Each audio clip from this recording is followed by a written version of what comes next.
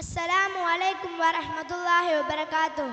ബഹുമാനപ്പെട്ട ഉസ്താദുമാരെ, സ്നേഹം നിറഞ്ഞ മാതാപിതാക്കളെ, പ്രിയപ്പെട്ട കൂട്ടുകാരെ, അന്ത്യപ്രവാചകൻ മുഹമ്മദ് മുസ്തഫ സല്ലല്ലാഹു അലൈഹി വസല്ലമയുടെ ജന്മദിനം ആഘോഷിക്കുന്ന ഈ വേളയിൽ രണ്ട് വാക്ക് സംസാരിക്കാൻ അവസരം ലഭിച്ചതിൽ ആദ്യം തന്നെ ഞാൻ അള്ളാഹുവിനെ സ്തുതിക്കുന്നു.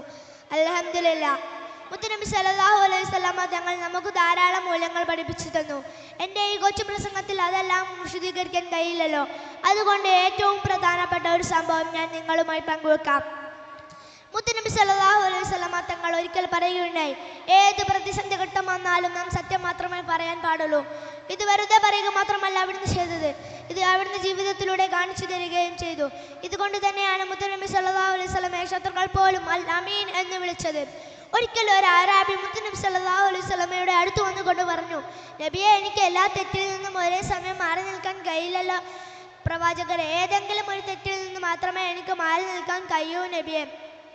ഈ സമയം നമ്മുടെ മുത്തുനബി സല്ലല്ലാഹു അലൈഹി വസല്ലമ തങ്ങൾ അറാബിയോട് പറഞ്ഞു, നിങ്ങൾ ജീവിതത്തിൽ ഒരിക്കലും കള്ളം പറയരുത്. നിങ്ങൾ ഈ ഒരു തെറ്റിൽ നിന്നും മാറി നിൽക്കണം. ഇത് കേട്ട അറാബിക്ക് സന്തോഷമായി. കള്ളം പറയാതിരുന്നാൽ മാത്രം മതിയല്ലോ, ബാക്കിയുള്ള തെറ്റുകളെല്ലാം ചെയ്യാമല്ലോ എന്ന് കരുതി സന്തോഷിച്ചു അദ്ദേഹം. അങ്ങനെ അടുത്ത ദിവസം മോഷ്ടിക്കണമെന്നുള്ള ഉദ്ദേശത്തോടെ ഒരു വീട്ടിലേക്ക് പോവുകയായിരുന്നു. ഈ സമയത്താണ് മുത്തുനബി സല്ലല്ലാഹു അലൈഹി വസല്ലമയുമായിട്ടുള്ള കരാർ അദ്ദേഹത്തിന് ഓർമ്മ വന്നത്.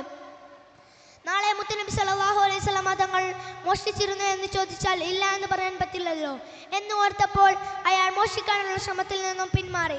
ഇങ്ങനെ ഓരോ തെറ്റുകൾ ചെയ്യുമ്പോഴും നബിയുമായി ചെയ്ത കരാർ ഓർമ്മ വരികയും എല്ലാ തെറ്റുകളിൽ നിന്നും മാറി സ്വാലിഹായ മനുഷ്യരായി ജീവിക്കുകയും ചെയ്തു.